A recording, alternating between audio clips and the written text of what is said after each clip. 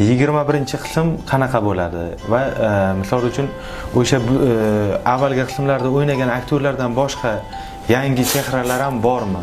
Unda yangi chehralar bor. Endi bitta tanish yangi chehralardan bu Ulug'bek Qodirov.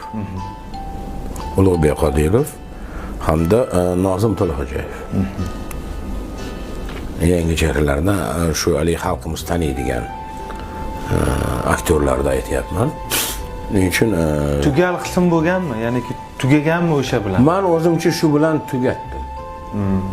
Men o'zimcha endi tugatdim.